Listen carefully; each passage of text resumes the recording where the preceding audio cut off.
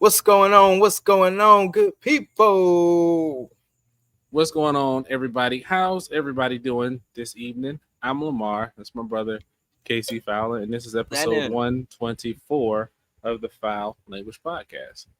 Hey man, like every other episode, man, get your accessories right, put the kiddies to bed. If you're at work, man, put your headphones on because you might just hear some foul language, man. Let's get it. Let's go. Got that right. Roll the intro. Perfect. Perfect.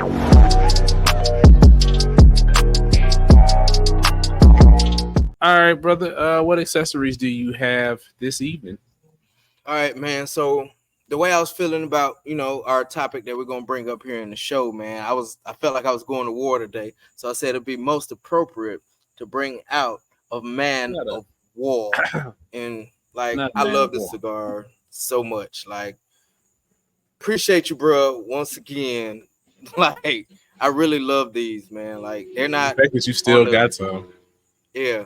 I mean, shit, because I ain't been smoking cigars too often, but I'm about to jump back into it, man. But this one right here, like it's great. I mean, it's not on the same level as Placencia or a Patron, which I'm gonna get one of those again. I'm gonna have like 3 for the Almost got one tonight, but yeah, I because I should ain't got have. none. I love them shits. Those shits really good. But not as strong, but it's a real balanced cigar. I'm pretty sure you've had one of these. But um yeah, that's a Had cigar. a And then few. in my drink, it's vodka, but like I said a few episodes ago, the beverage outlet that I go to, they brought the shit in based off of an order of mine, and the workers actually like the shit, so now they keep the Pow Mao joint in stock. So that's what I'm sipping on tonight, man. That shit always goes with everything. I like it so much because depending on the cigar, it'll bring out a different flavor every fucking time, man. So I think that's Mhm. really cool about that one. And of course, I'm drinking out of my Naruto cup. You know what I'm saying? Shout out to Isla Mhm. Nana Creations. She on her way back too. And what you got going on over there, brother? Cause I know you said delicious off camera. So what the fuck is delicious? Well, so the bottle that I had initially, I can't use that anymore because it took too long to record again, and that bottle is now gone. So I had to go get something else. So what I got, and I think it's the right one. So I went to Total Wine about a month or two ago, and the guy recommended it. It's Oregon Spirit, and it's the Okay. wheat. And I was telling him, I talked to him before. He's recommended stuff to me before, and I was like, man, I don't know. I've had a few weeded bourbons, and I haven't been a fan of them. And he Mm. was like, trust me, this one's bottled in bond. It's good stuff. Trust me. He was like, matter of fact, meet me over there at the tasting station. Cracked the bottle open and was like, here, taste it. Mm. I didn't buy it, but I put it on my list. So I bought it tonight. And to go with it, and we'll talk about why this pairing is what it is in the Wibble section. But I got Monte Cristo White series. There we go. I've, I know I've had a Monte Cristo. I don't know if I've had that one in So particular. I've had this one before, I and feel like I've had I it. thought this was I think you have. This is a different cigar than I thought it was. Mm-hmm. So I'm a little disappointed about that. Because as soon as I lit it up and smoked it, I was like, oh yeah, this is not that cigar. I got it mixed up. So we'll see if it works out to my favor or what. But yeah, we'll talk about that. And then in the next check-in once we get a little further in. Righteous, righteous. So should be good. Oh, and the whiskey so far is pretty good. So we'll go from there. All right, ladies and gentlemen, it's that time again where we like to bring something from our world that's positive. You know what I'm saying? In this ever negative world that we in, we call it the what's best in life, man, or the Wibble. So, brother, what is best in life? Mhm. Well, let's start with the accessories for the evening. So what happened was I had plans throughout the course of my day. I was going to get over to Total Wine and then go over to Cigar International and go pick up some stuff for the night. And then I was like, you know what? You can get deliveries from Total Wine. And so Total Wine actually had a coupon for free delivery. Mm-hmm. And I was like, well, let me see if they do cigars too. No. So, I mean, I know they sell cigars in there, but I was like, let me see if you can get the cigar delivered too. Okay. I put it in the cart, got my cigar and my whiskey for the night delivered to my doorstep. So, That's dope. definitely was enjoying Dope. that. Definitely was enjoying that. I should have got the other cigar I got, but that's okay. I had thought about getting a Padron, But yeah, I didn't. Next time I get a Padron. I hadn't had a Padron in a while. So that was that. Rocking my Gundam tee tonight. Been working on my kits pretty heavy. So I got I think 5 done so far. Nice. I started on the next one, and then I'm gonna stop building and start painting on some of them a little bit here in the next week. I actually built a portable toolkit for it to put all my tools and stuff in it. The toolkit that I actually had my eye on, it just so happened that the company reached out to me and wanted me to review it. So Nice. nothing's better than some you're looking at coming to you free. So did that review that's out there. And so that was that. School is in full gear for the kids. They're doing great. My new guy started. He's finally up and running. So that's All right. exciting. Let's see what else is going on. I'm trying running a new financial experiment. I'll tell you about that a little bit offline. We'll see. I just started that, I think, 2 weeks ago. So we'll see how that works out. Should be pretty interesting. Kind of excited. Let's see. Other than that, just been hanging out, chilling, trying different cigars. Oh shit! I almost forgot.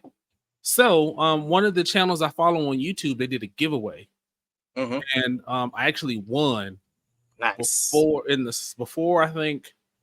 wedding. I won, Damn, I and don't want shit. I've only won 2 giveaways that I can think of. 3 that I can think of. Yes, that's how I felt. So this particular giveaway was a whole bunch of cigar shit. So it was a cigar tool pouch holder thing. I don't really need it, but it's kind of cool. It's a cigar, like a portable cigar holder that holds like 3, and you can slide a Boveda pack in there. So I was excited about that. Oh, He also slipped 3 cigars in there, and the thing that I'm most excited about is the cigar rest I got. So let me get that in the camera. Get that nice heavyweight Damascus. That's like, yeah, that's built real good, man. Yeah, it's nice and heavy too. Yeah, and then the look thing like that I'm just as excited about is it comes with this nice leather sheath. bougie. So it's real fancy over here right now. I will Send it to the wife. She can put your name on that bitch for you. on the leather. Yeah, She got a it's a thing too. Oh, she got the little thing. Okay, Yeah. I don't want my name on it. I had to think about it. Yeah, I just wanted to break in. Yeah. Good shit, that man. nice patina. Like but that. Yeah, man. So that's been excited. I've been when it came in, I was like, well, I gotta test it out. So tested it out. It works great. It's the new cigar rest for out here now, and it's heavy, relatively speaking. So definitely been excited about that. Took Kim's car to get registered today, so and ran a couple of errands with that.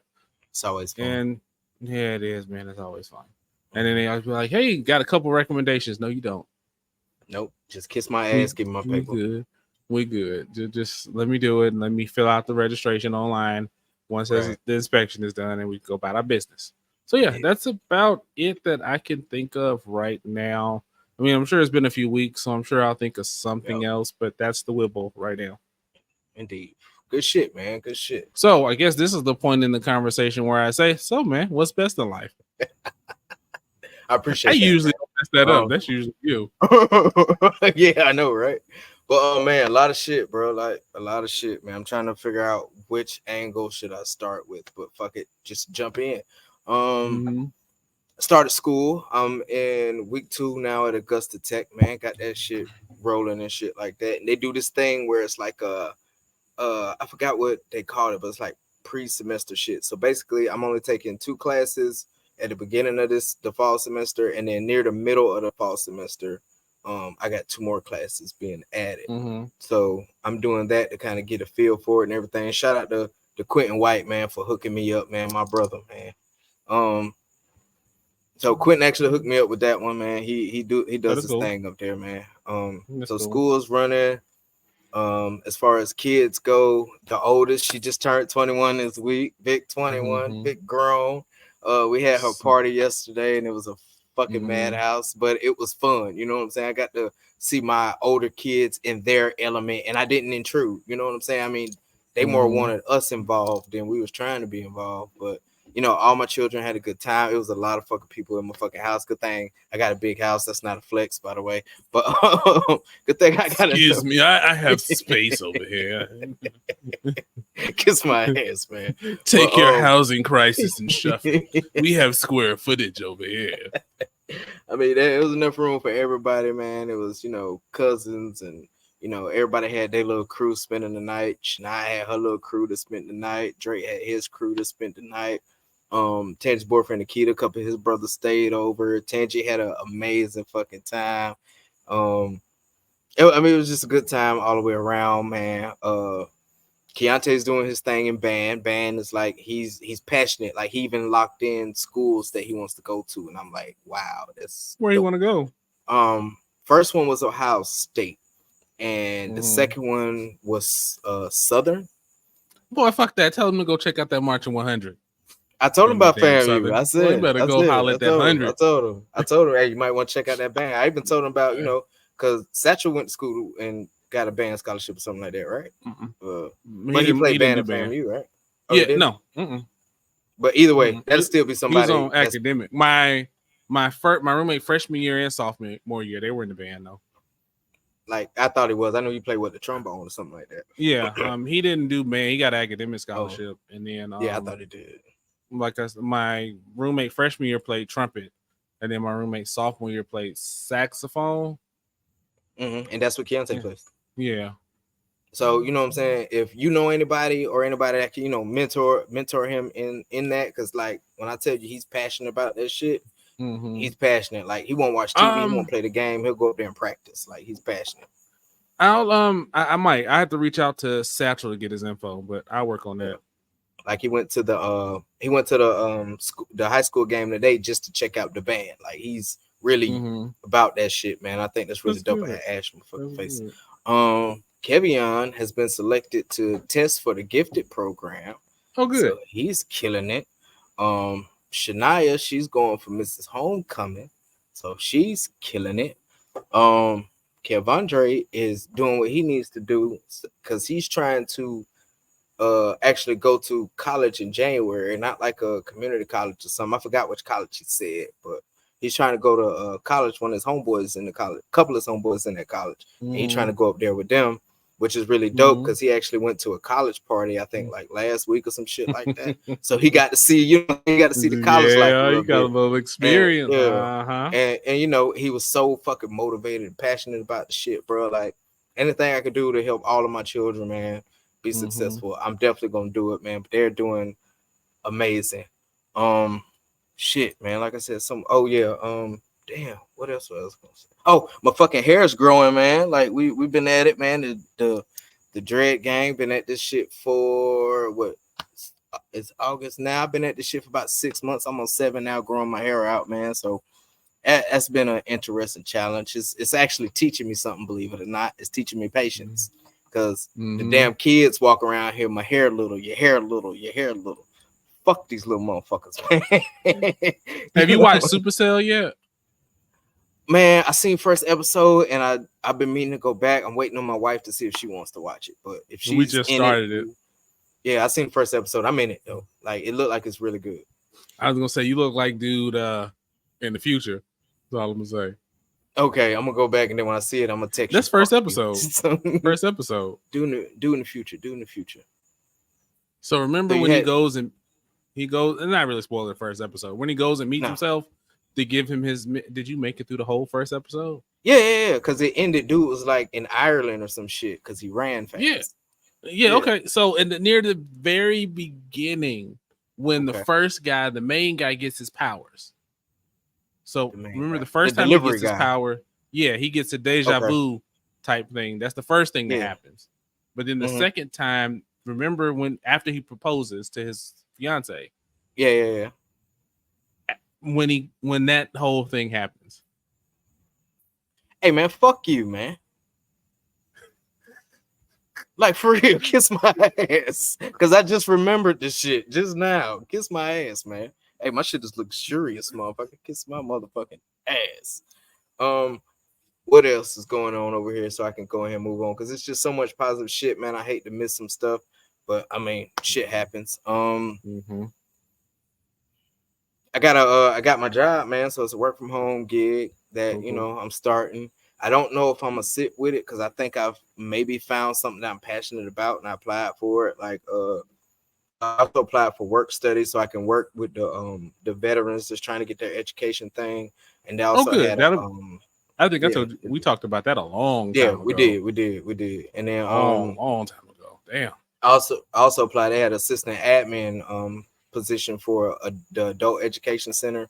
So you know what I'm saying? I would really like to get out there and help people and shit like that, especially my bets with the school shit, man, because everything that I've learned these past few months as far as the VA, the military, all this shit getting out, it's been a fucking process, man. I was able to help my homeboy Rob. He always called me for questions and shit like that. So I'm real passionate about that, man, because it's a lot of shit. It's a lot of people dropping the ball on veterans and stuff like that when it comes to disabilities, education, everything. Like if I can get in the fight some kind of way to help my brothers and my sisters out, make sure they get what they need, what they deserve and shit like that, I'm all for it. So yeah, I do got this customer service job, but got an idea for you. We'll talk about it offline. Okay. And Augusta Tech is calling.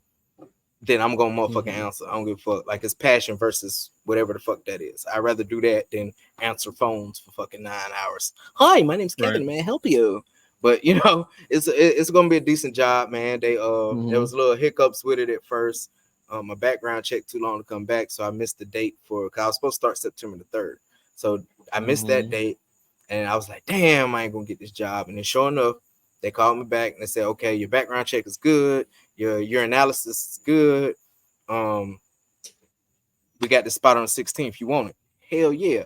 Not only am I getting that, the original position was $15 an hour. They bumped me up to $16 an hour to do that. And on top of that, my all my school shit, like I said, I'm in school and all that shit is straight like that. So it's called VRNE and they give you a stipend, you know what I'm saying? So everything is starting to motherfucking roll. I told you it would once it started. Because man, like the struggle was fucking real, man. Like the struggle's real, but as long as you just stay positive, believe in what you believe in, man, this shit's gonna fucking come through. Other than that, man, it's just everything's good, man. Watching TV, like hanging out with my kids, you know what I mean, and it's all good, man. Can't complain. All right, yeah, man. Two things I wanted to add real quick, man, that I didn't mention and was best in life. Yeah, so we switched our internet from AT&T to Xfinity. Tried to upgrade to AT&T, but out here they only had copper fiber or some shit like that, so I couldn't upgrade it because I wanted to stay in AT&T because I like the little router shit. Shit was cool, the little globe cloud looking shit. Shit was dope. But switched to Xfinity, gave us a great fucking deal. Wife even got a phone out of it, and my AT&T bill went down for the phone. So it's a win. We got the little wire. It comes with like a little weather thing. Like if the power goes out, we got 4 hours of Wi-Fi, and it comes with a built-in extender for the Wi-Fi. Like great fucking deal, man. It's working great for the games. Even the recording out here since I switched, man, has been fucking spot the fuck on. I would say it's improved. And then something else, a game I've been waiting for that you probably seen all over social media right now because that's like one of the hottest. I already know what I meant to ask you about. I already know what you're gonna say. Is Black Myth Wukong. Man, it don't piss me off nearly as much as that butterfly bitch in that other game I was fucking playing. Now it's difficult. Don't get me wrong, but it's a challenging difficult. Like it will consume your life if you don't have nothing else to do. If you got too much to do, you can't play that. But it's a great fucking game. It has the right amount of fucking difficulty. I've had it for about 2-3 weeks. It's been out now, and I'm only on chapter 2. But still, you know what I'm saying? It's a fun game. I've been waiting for it since I first moved to Atlanta. That's how long it's been, bro. Y'all don't know how long it's been, but he knows how long it's been. But I've been waiting for that game for a long time. It's a good game, man. It's a great game, and yeah, that's what's best in life. Everybody else think? Yeah, like. In 3 days, that shit hit what, like 3 million fucking $3 million as far as people purchasing the game. Oh yeah, shit's wild, man. Like I've been following just that. Like that bitch is making money. Like they did that with that. It's a good game too. It's a great game. But you got certain people that are like overly over the top with video games. Like, it's too linear. The time frame is off. Like fuck y'all, man. The game's fucking fun. And if you're a fan of the Monkey King, like I've been a fan of the Monkey King for years upon years, you're gonna enjoy that game. This particular topic right here, man, I actually came up with it. Like, I didn't really come up with it. It's something that's going on right now today. I'm in Augusta right now. It's a school that's around the corner. It's called Lakeside High School. And some guy, the Austin Show or some bullshit, some punk motherfucker that's looking for clickbait. He posted that this kid got stomped out in a high school and all this other shit. And, you know, there was an uproar about the little video of seeing him kick the boy in the face. Mind you, the quote unquote active aggressor in the video was a kid of African descent, and it was a white kid that was getting stomped on. So, you know, I've been going back and forth with these people on Facebook since like 5:30 this afternoon, man. Mind you, it's like almost like 10 something now. It's 10:32 right now. I've been dealing with this shit for almost 5 hours. But it led 5 to hours you can't get back. Right. It led to being too quick to judge based off the internet, because they're notorious for this shit, putting shit on the internet, but just showing the quote unquote juicy parts to get people in a fucking uproar about certain shit. And this particular thing, I wasn't standing on it, and I wasn't gonna just let that shit ride. I was gonna stand on business, as the kids say. But I'm gonna talk about all that shit when it's my turn. But as far as what do you think about being quick to judge based on, you know, some shit you see on the internet? So on the video, so I saw some of your comments, I saw some of the dialogue, and then I went and watched the video. So I'm expecting like an actual fight. Right. And like I'm expecting to see him wailing on this kid and beating his ass. He goes to the ground and then he stomps him. Like I'm expecting like curb stomping back in the day. So back in our day, that ain't no, you ain't get stomped up. I mean, that ain't you got a little tap. So and so the actual video was one stomp. Not saying that, you know, you condone the stomp, was justified, right? But I mean, it's not like he tried to kill the kid, right? And you could clearly tell in the thing, it was more or less, leave me the fuck alone, okay? Yeah, he cussed him out. He let him get up, let him walk away. Like if he was really trying to fuck this kid up, being your brother, I've been in a situation where it's like, all right, now get the hell on now. Chill your ass out. I knew exactly what he was going through, like from that little clip. Now, could this has been, and this is where this topic comes in. Like people are in an uproar, making it seem like they saw the whole thing, right? Like they was there, bro. They were there, and I think that is the problem. And that's so when you were talking about the video, I thought about the bigger thing. There's so many people like rush to judgment on something, and I think it was a Breakfast Club thing earlier this week, talking about the kind of the same thing. Like you got to know the whole story before you quick to condone. But I think a lot of times is you get in your head based on your preconceived bias. You know what I'm saying? Like I give you an example. If there is a police unaliving, you know what I'm saying? Depending on your bias, instantly you're going to be like, it was justified. He should have complied. Or all cops are bad. These pigs, they're dangerous. They're killing us. You know what I'm saying? And that's the special thing about us, because we don't have one. We don't have a specific bias. Right is right. I mean, I'm not gonna say that. We all have our biases. Now, are we able to look past our biases and say, okay, you know, let me look at the entire situation? Like, there's a couple situations where, and I'm not gonna get on them here, I disagree with certain cultural discourse based on looking at it in its totality. So we discussed the little topic offline real quick, and so I think when you look at it, so we were talking about bias. So it's not that we don't have bias; it's we're able to look past our bias and say, okay, let's try to look at this as objectively as you can. We're thinkers. Let's exactly. I'm not gonna respond, oh my gosh, should have been in jail, should have been under the jail, yada yada yada. One, in this particular case, and then I'm gonna go globally, that's a kid. This was one action, one action, and you're talking about in jail, he should be in detention. I mean, youth YDC and all that stuff. Let's say this kid is an honor student. This kid ain't messing with nobody. This Right. kid ain't got no infractions. You don't know that piece of the story. And if that's the case, then are you really, or he's been tormenting this kid for years, you know, or you know what I'm saying? Because sometimes people get that mentality of like, oh, I can mess with you because you ain't gonna mess with me, you know, and they'll tease a kid because it'll give them points. Like I've seen it where they'll try to pick on a kid and to kind of get the what's the word? Kind of get the admiration of the quote unquote cool kids. And they'll just see, I'm cool. Look. I'm fucking with him. See, I'm cool. You don't know if that's the case, and then he just had enough. On the other side of it, the other kid could have been the one that did the one stomp, could have been the aggressor, and then that's a different discussion. You know what I'm saying? Absolutely. Like he could have beat him to the floor and been wailing on him, and then Kept got stomping. up and then stomped him. You know what I'm saying? Or there could have been more stomps than that thing. Yeah. Okay, that's a different discussion.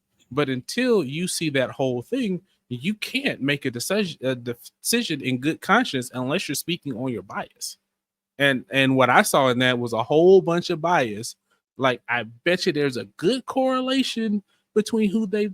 I won't even say that. I can't say. I almost fucked around and said some shit. Text me, goddammit, I'll say it in mine. But if you know, you know. But Absolutely. yeah, and again, I asked the question if the roles were reversed, or if he, as the larger kid, were on the ground getting stumped on by a bigger kid. You know what I'm saying? Oh, then he's being brave. He's surviving bullying. Yeah, type shit like that. yeah. Look at him fighting back. I mean, and it's all that kind of thing. Yeah, and it's almost like you can frame it however you want. I mean, it's just like with numbers and data. I tell people all the time, as an engineer and a number guy, good with numbers. You give me a set of numbers, I can tell you any story you want me to tell. I can make it as good as you want, as bad as you want. I can just change the numbers. I can change the scale of the graph. I can change the type of graph. I can change the time period. I can change, without changing the core of raw data.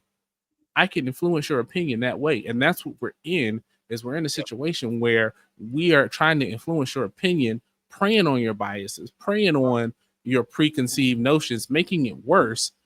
Clickbait.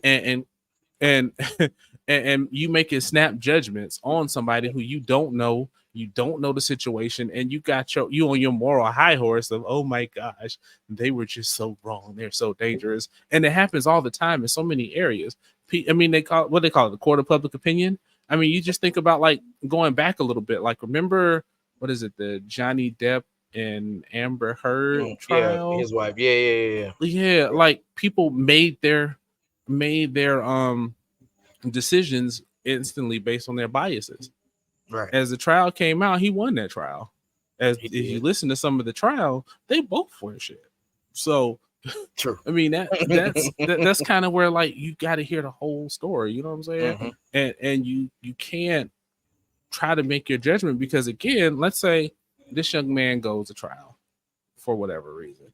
I don't think from what I saw, I don't think it merits assault charges. No. I mean, it wasn't even like a fight. They're like, oh, and I think that's fair. And they're like, oh, he could have really hurt him, but he didn't. I mean, a lot of things could have happened. You could have got hit by a car when you walked out the street. You could have got, you know what I'm saying? So let's not focus on what could have happened and get your panties in a bunch because of your biases. Let's focus on what's actually there and what happened before and what happened after.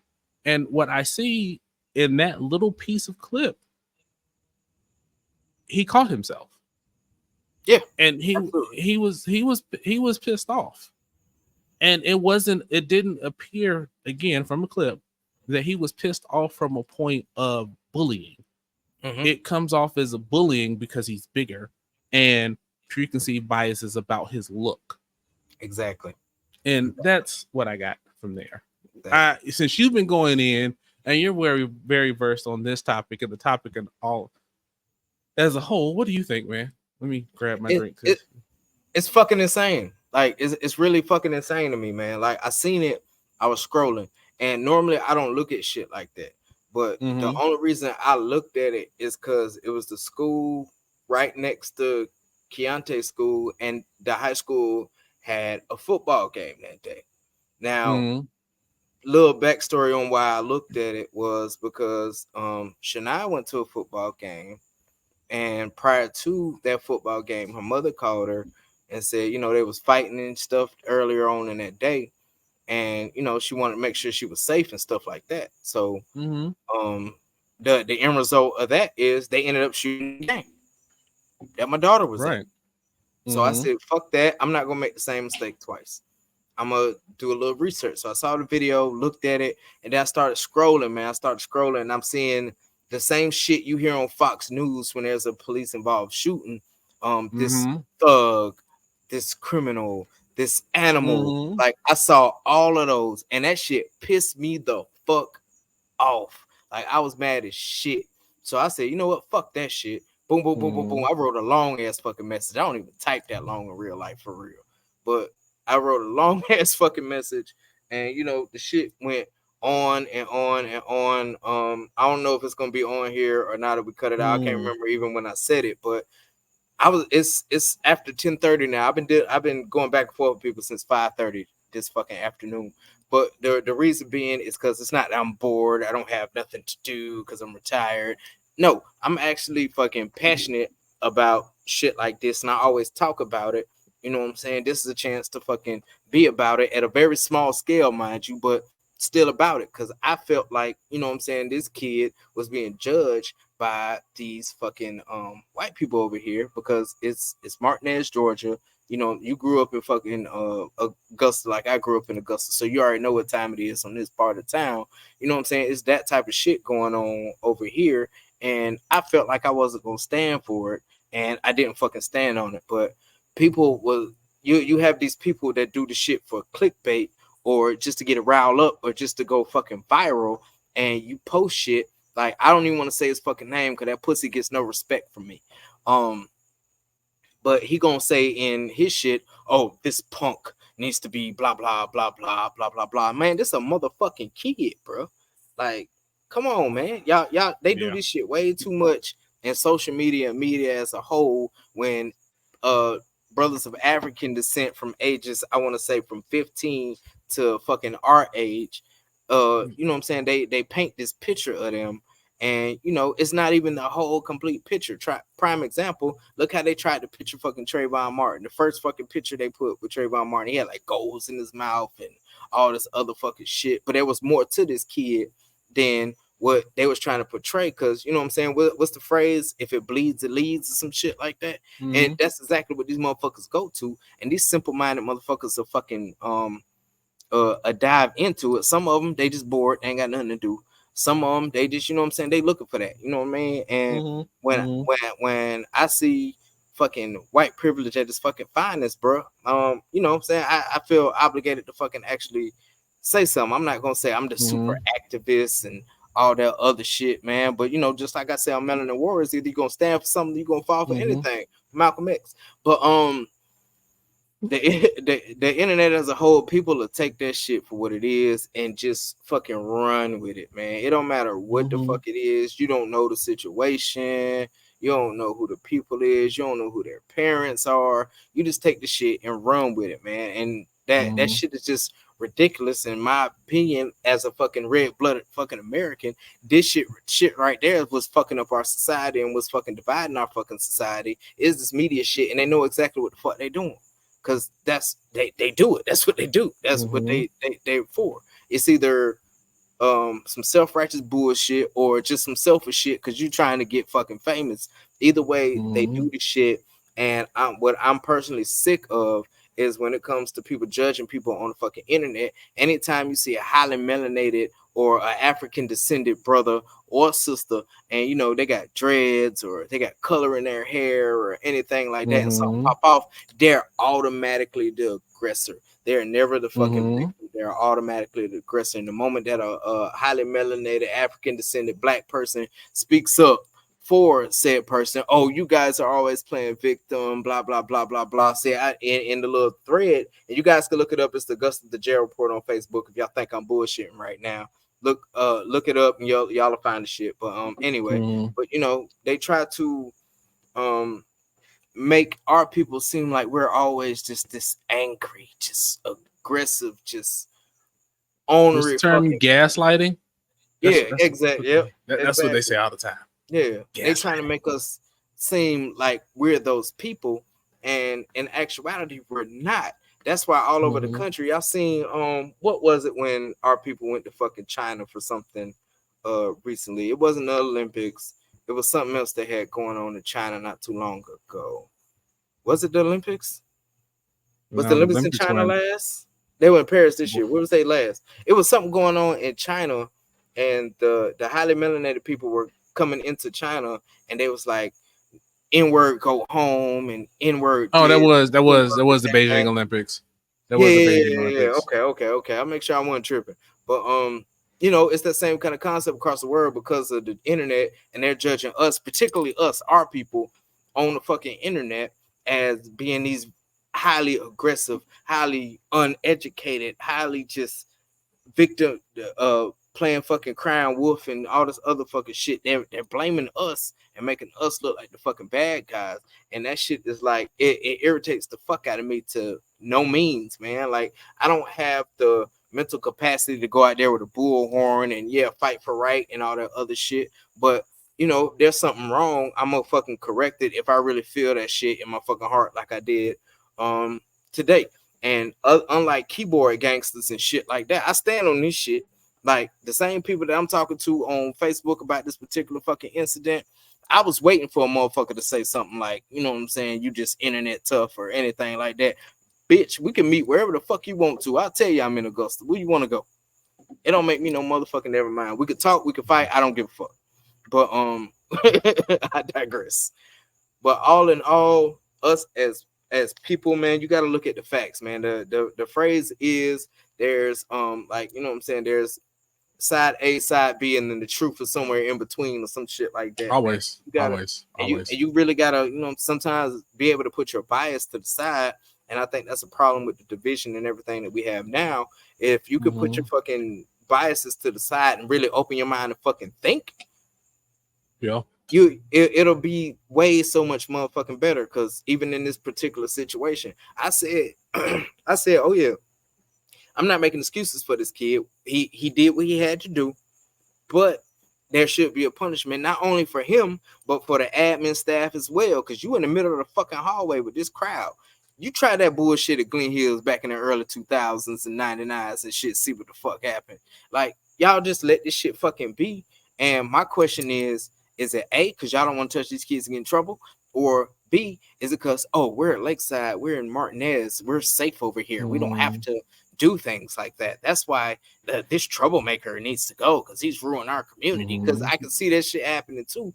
But you know what I'm saying? The fact of the fucking matter is, there's more people held accountable than this one person. Like I said, there's side A, side B, and the truth is somewhere in between. And if you're gonna be that fucking biased, then I'm sorry, you ignorant. I ain't gonna call you stupid. I'm just gonna say you ignorant because you don't know no better. Because your bias is the only thing you fucking know, and you're not trying to know anything more. But other than that, I'm gonna get off my soapbox. You know what I'm saying? Dang, I forgot what I was gonna say. I was gonna say something, but I forgot. Go ahead, man. You keep going. Oh, but other than that, man, I'm gonna get off my soapbox, man. I'm just real passionate about the youth. You know what I mean? Because I got kids every age you can fucking think of. I got kids every age. So when it comes to our people, the people that look like us, the highly melanated, African descended, and brown Latino people, I'm real fucking passionate about that shit, man. I don't. It's time for some shit. Go ahead. What's interesting about this whole situations like this is like the restraint that you expect of this child, this young man. And again, not condoning, not agreeing, yes, he should have stopped. In hindsight, looking at it as an observer, he should have stopped, sure.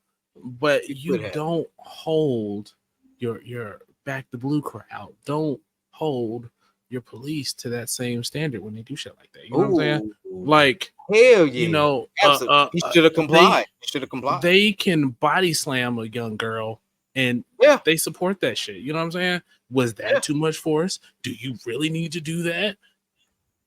A kid. You remember that video? And it Or- wasn't even a real police officer. It was fucking Mhm.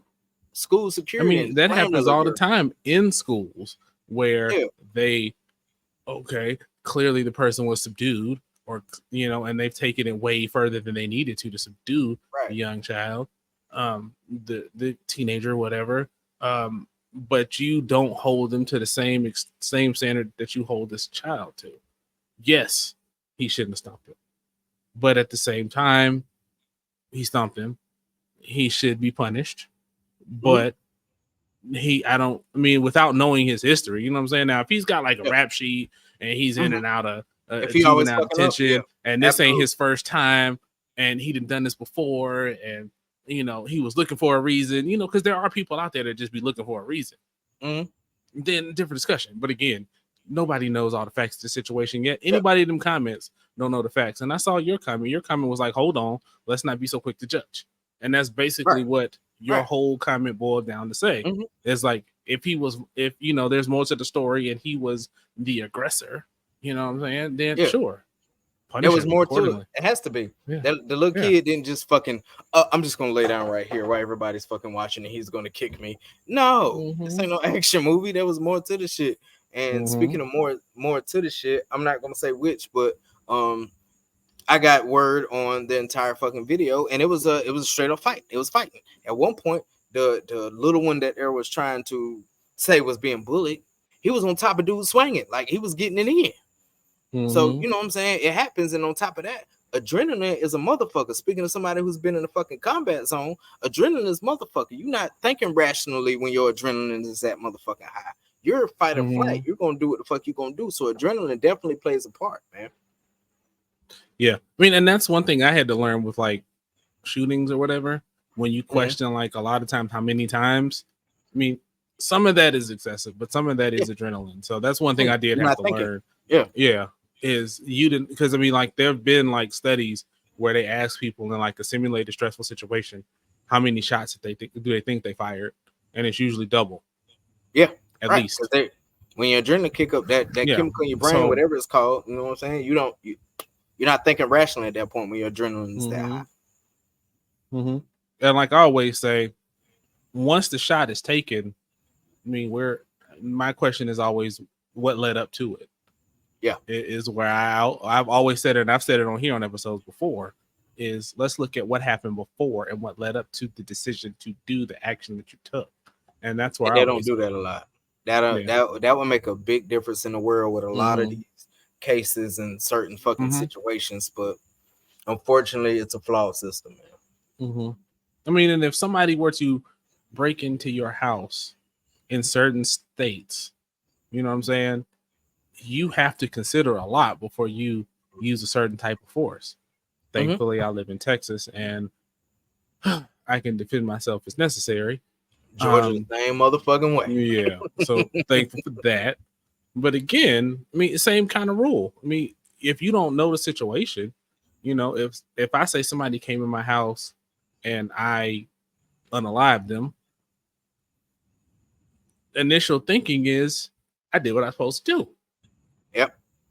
But let's say this person was supposed to come over. I said, hey, come on in, had a key. And, you know, for whatever reason, I was planning to set them up anyway. You know, again, you got to understand the whole story. That's why, like, you know, I understand if there is a event in your house, if they decide to take you in for questioning, it's not, you know, them trying to be judgmental or whatever. It's they have to sort the facts out first to get the rest of the story. Yeah, absolutely. Then that's when you call your lawyer and go from there. Yep. And on that same note with the home invasion or whatever like that, that's one of the things like I contemplate the most, especially when I was in Mississippi, and even more around I'm on the side of town than I'm on right now. If a white person breaks into my house and I shoot his motherfucking ass, because automatically as soon as I see something shiny, I'm gonna air your ass out. But what you know what I'm saying, what would the result be? like that's a little terrifying knowing I'm defending my family, but because of the person's skin that broke into my fucking house, I may be the one that Mhm. set up the motherfucking river. Like, I mean, if I'm going up the river, that's fine. But Mhm. I mean, it's just one of those things, like, because of the color of my skin, because of the color of their skin, if I'm defending my fucking family, I'm still in the wrong, because the media would paint me as this Mhm.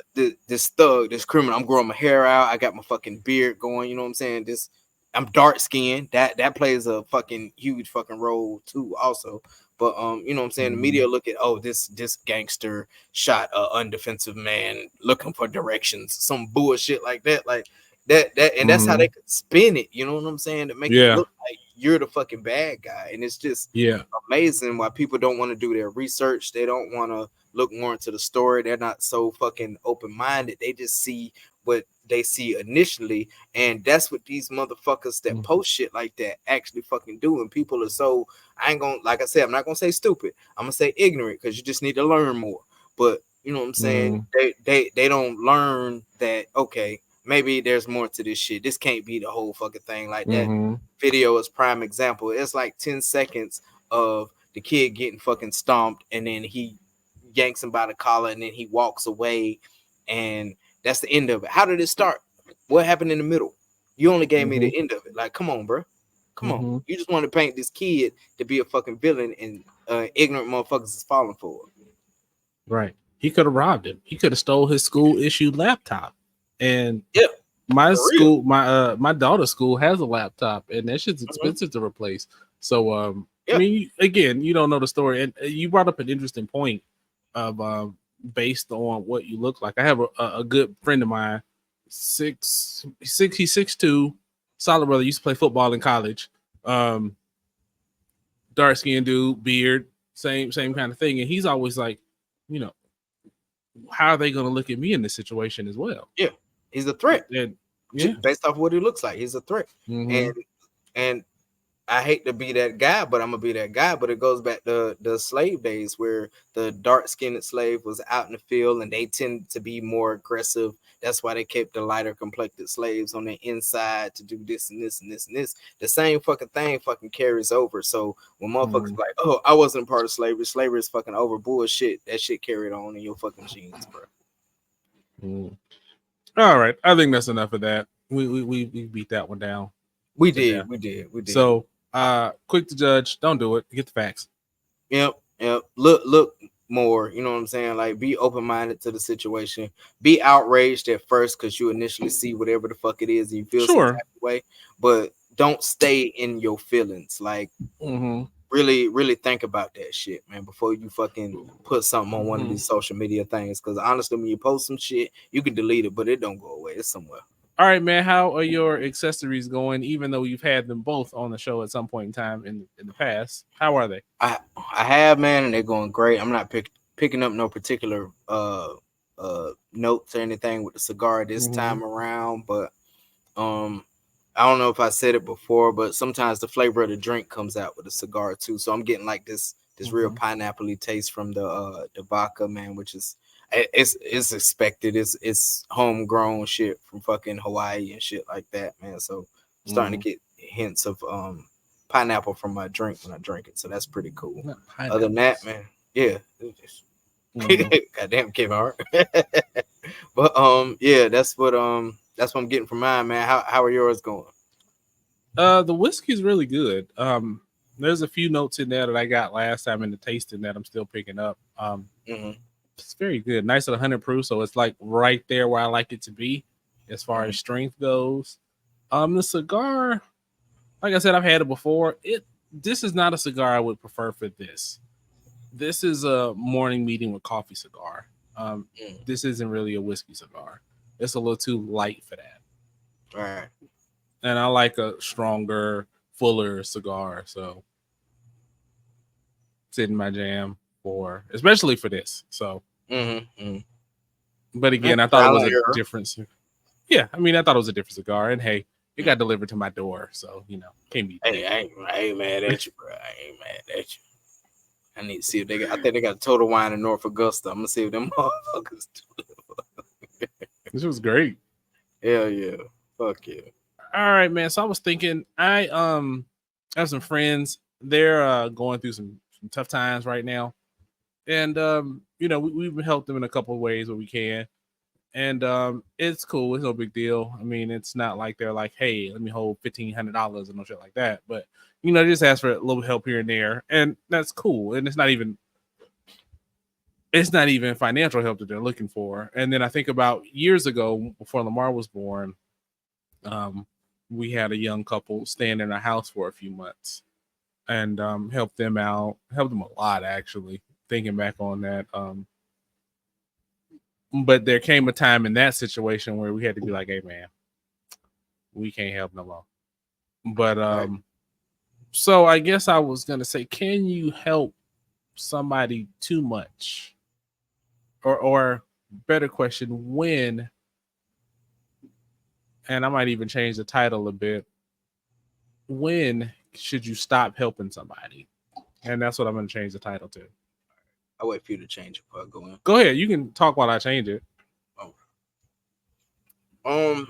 Absolutely, man. Because like I teach my kids, you don't want that crutch. And if you're constantly helping somebody,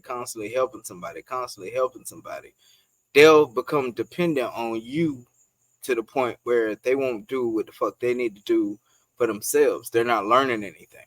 That's the biggest thing about it. They're not trying to evolve. They're not trying to upgrade, because it's like, oh, well, we at Lamar's house, you know what I'm saying? So we straight, so we could pocket this right here, because I know Lamar and them gonna take care of us, man. We good. Mm-hmm. And eventually, you know what I'm saying, you get tired of that shit too, man. And it kind of fucks up you helping other people, because you're like, man, this last motherfucker got over, and I ain't really trying to fuck with him like that, because it's happened to me. I'm not gonna mention his name on here right now because I really don't fucking feel like it, but I've helped out a homeboy on several fucking occasions, and it always bit me in my motherfucking ass, man. So helping people is fine, but at the same time, be observant of the people that you're helping, if that makes sense.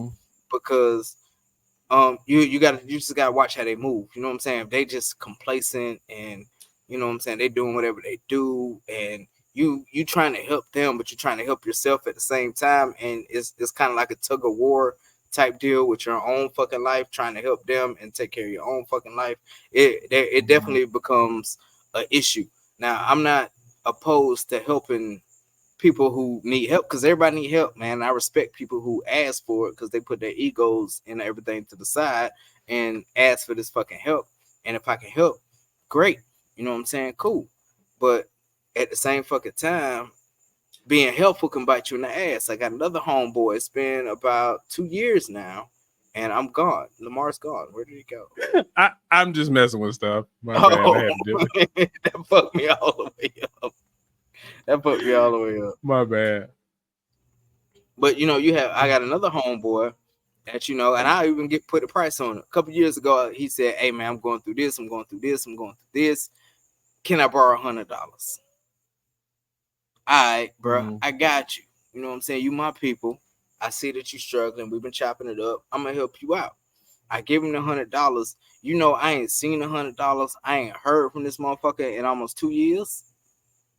2 motherfucking, and this was a day one type dude that I'm talking about right now. Yeah, like so you definitely got to find a cutoff when you helping people. And to be completely honest, even if they walk out here right now, I really don't give a fuck.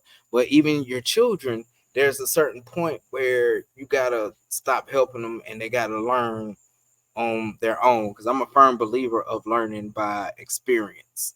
I mean, make your fucking mistakes, get your lumps, all this other stuff, but learn from it, excel. And if you're constantly helping somebody, they're never gonna learn. They're gonna sit in that same fucking bubble because they're complacent, because they know they have the same person to lean on. But it comes to the person that's being leaned on to say, all right, enough is a fucking enough. I'm done helping your ass. You need to motherfucking do something with your motherfucking self. You need to make something fucking happen. You need to move out. You need to fucking get your fucking bills in order. Here are some outlets. You know what I'm saying? There's levels of help also. There's financial help. And then there's, I'm gonna give you these resources to help you, but it's up to you to help yourself. Now, I think that's more useful than just, what I'm saying, giving the fucking handouts here. Let me show you where you can go to make something of your fucking self. And then that'll really show you what this person that you helping is really about. Because if you give them the resources to help themselves and they're not trying to help themselves, they're just depending on you. They could be using you, or they could just think of you as a fucking crutch, and they'll keep on fucking doing it as long as you allow. Perfect fucking story is I gave the same kind of speech to Keontae yesterday, because in band, nobody's volunteering to do shit. Keontae's doing all the volunteering. Nobody wanted to volunteer to bring out the tubas or the baritones or whatever the fuck it is. I'm not in the band. I don't fucking know. But to bring them to the field for the game that's coming up, and nobody said nothing. Keontae volunteered. He also volunteered to switch from alto sax to baritone sax a couple fucking days ago because nobody else was doing it.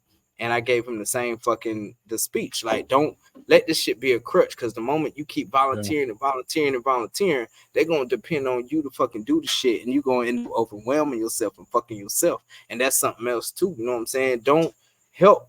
If you can't fucking help, don't help. I know what your heart says. I know if you're, a Christian, what the Bible says about helping your neighbor and all that stuff. And I understand that. But at the same time, you got to realize what your limitations are. And once you realize what your limitations are, set that fucking line to that person, point back period from the beginning, so there won't be no confusion. There won't be no misconceptions of you helping when you actually stop helping, because they already know this shit fucking coming. So I'm gonna stop fucking helping. So I mean, that's really it, man. What you think, man? I know you said that, so I'm really curious to hear. Yeah. So there's a difference between helping and enabling. And I think as the person who is providing the help, you have to know when you cross the point of enabling. And once you get to that line of enabling, everything you said holds true, where you got to cut them off and let them know. Facts. And to this day, I mean, that's why I don't loan money under 90% of circumstances. I'll give it if it's under my conditions. If it meets certain conditions, I'll give it, or I'll buy the thing or whatever. But as far as like, hey, I need money to pay my light bill this month. No, I ain't gonna do that. I will, if I am so led, I will send the light company money directly, but I won't give it. You know what I'm saying? So I mean, that's one thing I've had to learn. Yeah, that's one thing I've had to learn growing up. But there was this one time where I helped somebody. And it was a long time ago. It was about 20 years ago, I guess, at this point now. And yeah, man, I might be. That's okay. But yeah, I remember I helped him out. Was helping him out, put him on my phone plan, and it was me, ladies and gentlemen. It was me. And I completely fucked it up. I took it for fucking granted. I was like, fuck it, man. Big bro got me. He fucking got it. I'm gonna let him. He balling out anyway. Fuck it. Yes, it was me. All right. I fucked you over, bro, with the fucking phone thing. And you were absolutely not wrong for doing what you did. I actually appreciate you for doing everything that you fucking did. Continue. I'm sorry. Yeah, but see, and that's a learning experience for both of us at that particular situation, where, I had the best intentions, but I was enabling you. You know what I'm saying? I wasn't helping you. Right. And I had to get to the point to where I had to cut that off and stop enabling you. And once that stopped, you got into the situation you were supposed to be in. And that I put my big boy pants on. Yeah, exactly. And that's what has to be learned. And I think you have to realize what situation the person that you're helping is in. If they're in a situation where the help that they're asking for is outside of the means of what they can accomplish, then you have to watch yourself. So like, if they're like, hey, let me get 10 grand, or let me bring it down to a more let me get $1,000. Yeah, let me go down a little bit. Bring it down some more. I ain't giving nobody $1,000. Let me say, yeah, I need $1,000 to get my car out the shop, or whatever the case may be. You have to decide if you're willing to do that. And if you expect them to pay you back, will they ever be in a situation to pay you back? Or is it one of those situations where you ain't gonna ever see that money again? Yeah. And you got to watch that person as the person receiving help. You got to realize a lot of times it ain't about the dollar per se. It's about being honest. You know what I'm saying? Like, thank you. I appreciate what you did for me. I don't know when I'm gonna be able to get this back to you, but I don't want to BS you none and just beat around the bush or not call anymore or act like you don't exist because I'm so ashamed or I don't want to. I want to pretend like it don't exist because a lot of times, and even like in your situation, I guarantee you, if that person called you right now, was like, "Hey, bro, that's on me. I messed up. I'm sorry. I took advantage of it. I didn't. Whatever." It would eventually be water under the bridge. You know what I'm saying? As long as he run that cash app and get my shit back, hell yeah. Eventually. Don't call me no apologies if you ain't got no money behind it. Fuck you. It's like, if I can. I mean, With all disrespect, fuck you. But I mean, I think you have to look at the person and what they're going through too. I mean, because sometimes people get in a situation where it's like, damn, there ain't no amount of planning, no amount of foresight that could have got them out that situation. And I think that we're put on this planet to help others. And I think it's up to us to realize what that help looks like. I mean, because even in the church, I mean, if we can't physically, like, I'm not talking about the church in the global church, I'm talking about is the church that I attend. We can't help everybody that comes through those doors asking for help. Otherwise, we won't be there anymore. Won't be no church. You're right. And thankfully, and smart enough, there are conditions to being able to provide help. And it's not like, hey, I walk in the church. I mean, and this has happened. I mean, this happened about 6 months ago. Somebody walked in after church with their kids and was like, hey, I'm trying to get an apartment. I don't have the money for the down payment or the deposit. Can you help me? Your initial reaction is you want to help this person, but it's like, hey, one, you got to give me more information than this. Absolutely. And you're not about to come in here on Sunday at noon and walk out at 12:15 with a check for your deposit. It ain't been in church in like 7 months. No, in this particular case, this person has never been in the church. Church. And that's a problem for me. Somebody else told them, hey, just go to the church and they'll help you. Yeah, I mean, but there are like ministries in some churches that are designed for that. But I mean, and they'll even provide financial help, but you have to agree to sign up for a class. You have to agree to get help. You have to provide a job. You have to show that you're working or trying to work. You have to, and they may not give you the money directly. They'll help, find you housing or something like that. And I mean, I think that's fine.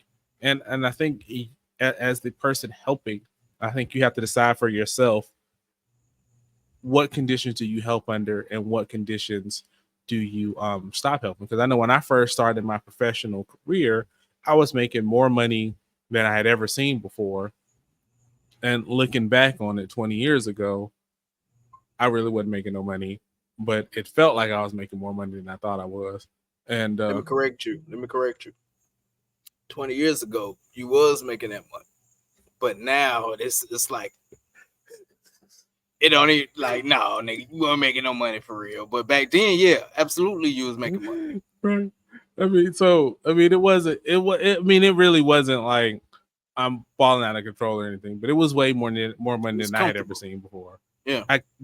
And what I had to realize is in Austin, one thing you'll see a lot of is a lot of homeless people. And I had never experienced that to that degree before, where it's like you could have 15 lights between your job and your house, and there's somebody on every corner. Yeah. And if you gave, it wasn't like that in Augusta back then. Yeah, no, not at all. Yeah. It wasn't like that in Augusta or Tallahassee. And you could be in a situation where if you were so led and helped everybody on every stop that you got stopped at, a couple weeks of that, the 15th stop, you're gonna be there. And that was Yeah. the thing I had to learn is like, you know, if I spend so much of my time helping somebody just for the sake of they say they need help, one, I become an enabler, and two, I can't help myself. And one of the philosophies is you have to be in a situation where you're taking care of yourself first, not as a selfish mechanism, but You in have a to. mechanism. Because if you or I get in a situation where we can't help ourselves, our families are out of whack. You know what I'm saying? Exactly. Because we tried to help somebody else. Mhm. And we have to make sure that we're in a situation to help our families first. And then the level of help you can provide goes from there. And you decide what that looks like for you. Is it helping them out, giving them a plan? I mean, because like now, you know, I'll help you find some grants. I'll help you find some support groups. I'll help Yeah. you find some food banks. But But motherfuckers don't want the resources, bro. They don't want the resources. no. I mean, the one thing I like what Steve Harvey would do, I wouldn't necessarily do it per se, but I like the intent behind it. Is he would always say that if somebody asked him for money and they like left a voicemail for them, they wouldn't call him back for 2 weeks. And they would Yeah, I see remember him saying that. Yeah. they would see what would happen in 2 weeks, see how they figured it out. Because a lot of times, kind of like you said, if they know that every time I get into a bind, regardless of how big or how small it is, I know I can call such and such. Right. They're gonna bail me out. So you're gonna do a lot more stupid stuff than you think you ever going than you would ever do normally. Or the other side of that is you would also won't get into a point where you start asking for more than what you should reasonably ask for. If if you don't make $1,000 a week and you asking me for $5,000, you've clearly lost your mind. I ain't gonna never see that again. Absolutely. Fuck you. That's what I'm gonna say. Fuck you. Hang up the phone. But but in all seriousness, ladies and gentlemen who's watching, we're not speaking just out of a metaphorical place. You know what I'm saying? Like we have people in our lives, you know what I'm saying, that has done exactly what the fuck we talking about. Like they got right there. We really fucking do. We really do. We've lived this shit. You know what I'm saying? Like and you're absolutely fucking right. No, long as they know they can call on that certain person to help them every single fucking time, they're gonna depend on that person every single fucking time. They absolutely are. They absolutely fucking are. And like you were saying, with all the resources and everything like that, and main point being the like you said, the family went to church. Oh, I got kids and we need an apartment, but I ain't never been to this church. And so like I said, somebody said, hey man, just go to whatever your church name is, and they'll look out for you. No, people. Like, you know what I'm saying? There's a time where you gotta have accountability for your own shit. You gotta figure out how to make something pop with your own shit. And once again, I'm not just talking just to fucking talk, because struggle should be my motherfucking middle name around this bitch. You know what I'm saying? And a lot of times, and not knowing better then, my ego and my pride would get in the way, and it forced me to figure out situations where I could easily fucking ask for help, but I didn't want to fucking ask for help. But I got through the shit and made the shit fucking happen. And a lot of people who have these crutches are not in a they refuse to be in a situation where they can make the shit fucking happen. They just decide to go about the shit the way they're going about it, because I know this person has my back. This person's gonna give me this. Oh shit, I'm short $50 on a power bill. Let me call so and so. You know what I'm saying? They have that fucking that access to a person. And a lot of people, you know what I'm saying, like the real diehard Christian people that I've seen and I know of, they put their life in the Bible, and it's like, I'm gonna help this person because, you know, it's what was the shit they had, like, what would Jesus do? That's it. It was what would Jesus do, and help and help and help till you ain't got nothing left. And you look at the famous people who help their families and all this other shit and end up fucking bankrupt. A good fucking example of that shit would be the show Ballers.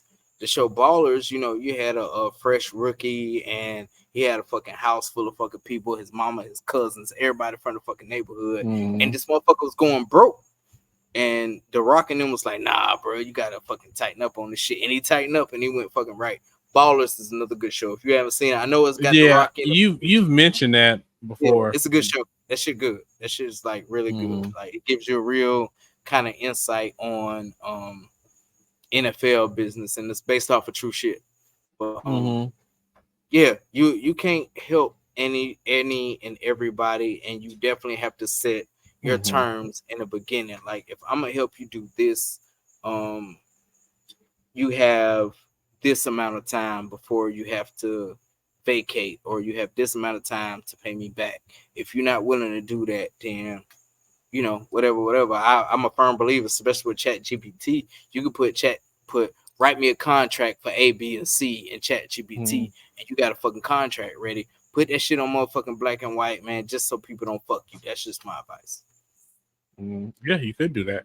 We've actually done that, an exact contract, and it does very well. Yeah. Well, I was gonna say, you mentioned the Christian piece, and we are charged to help. Yes, we are, but we're also charged to steward what's been given to us. And part of being responsible for that and being responsible to what you're given is not to give it out to everybody.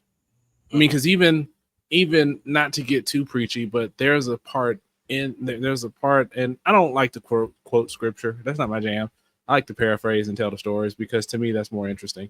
But there's a point in the Bible where a lady pours oil on anoints Jesus with some oil.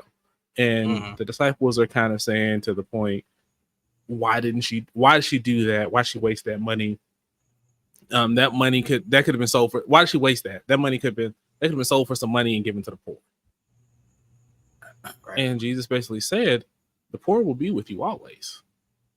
Facts. And basically what he was saying is, you can't do the same thing all the time. You can't, you have to think about what you're given and use it the way it should be used. And in that particular time, that's the way it should have been used. And so that's where you have to be careful about, letting somebody use the Bible to guilt you, because you have to read it for yourself and understand, or whatever, your religious belief may be. You have to understand what the teachings say to make those decisions. And if you're not sure, ask questions, because there's always people that know more than you. If you're wrestling with a particular concept, a particular thing, ask for some help.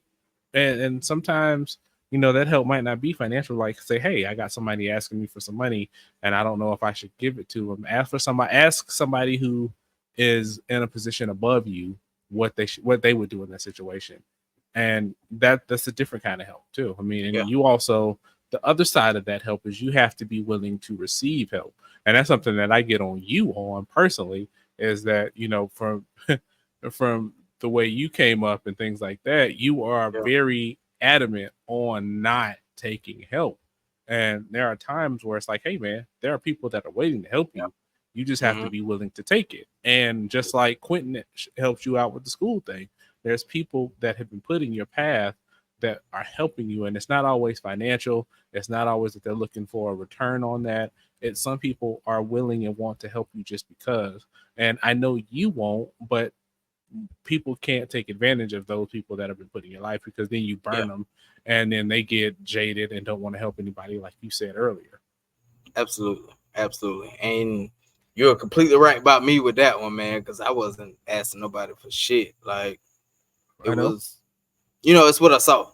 So it's kind of like, you got to get it how you get it. And one of Mama's favorite phrases was, you got to do what you got to do. And that has always stuck with me. You know what I'm saying? So, but yeah, you know what I'm saying? If you actually need the fucking help, you know what I mean?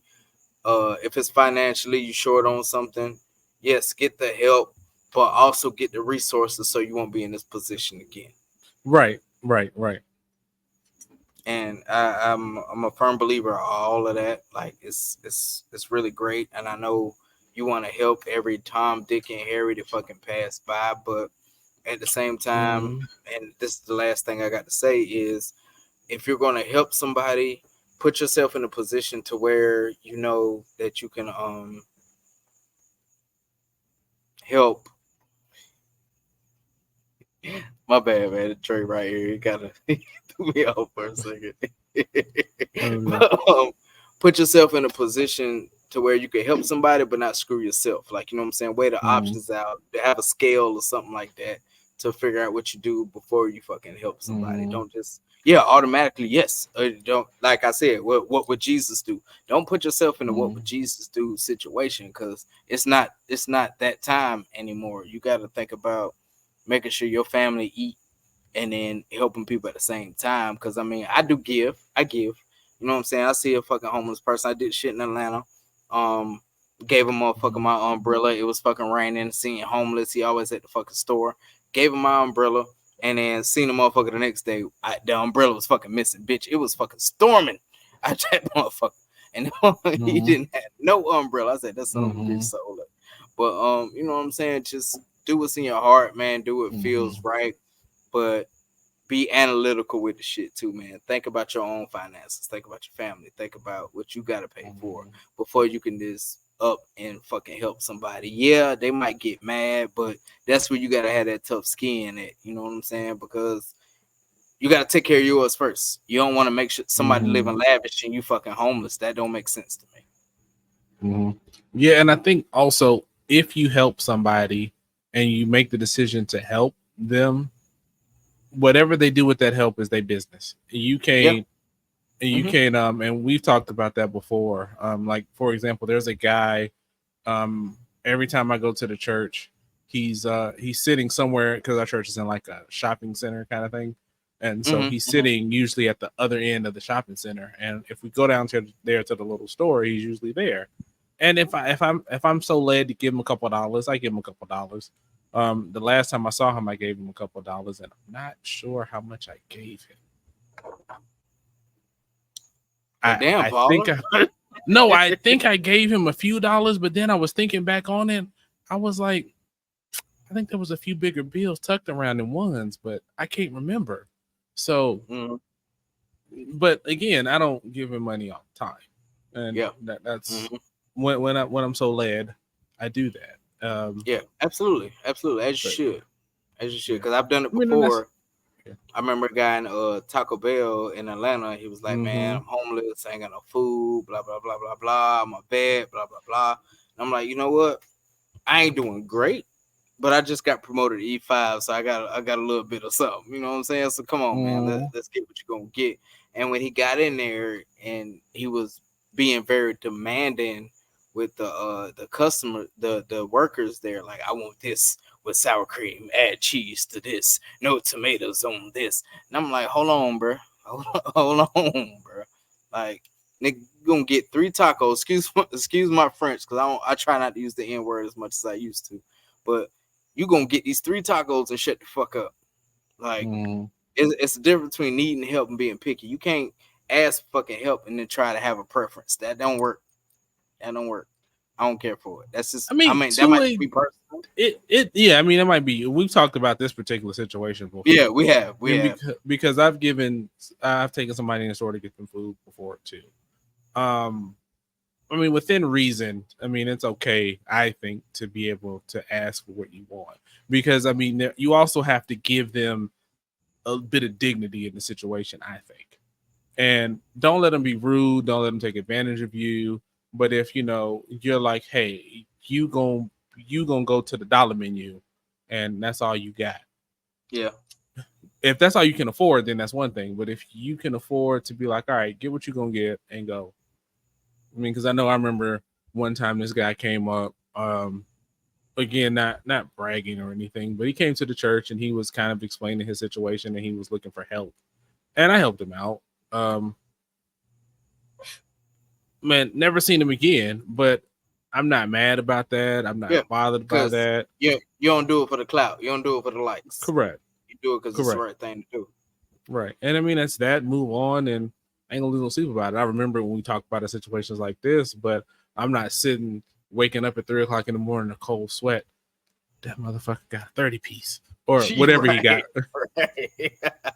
Or whatever he got. I don't remember what it was at this point. It's not really important. But I don't worry about, man, that order, I could have I could have bought whatever. I could have went to McDonald's instead.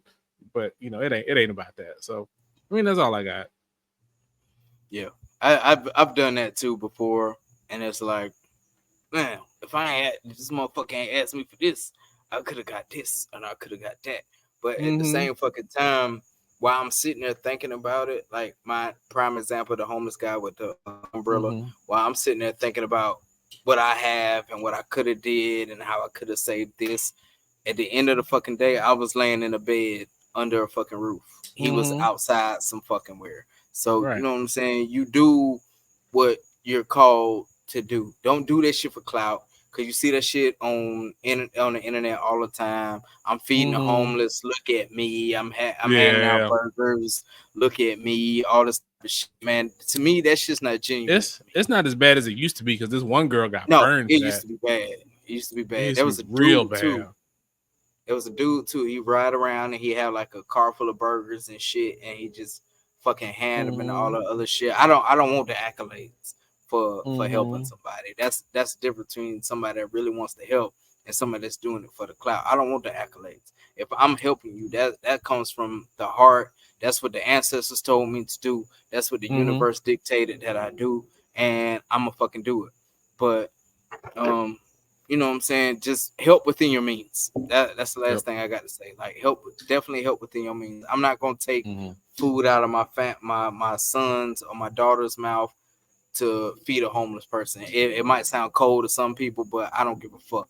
I'm gonna make sure my kids and my wife are taken care of first before I can take care of a fucking stranger.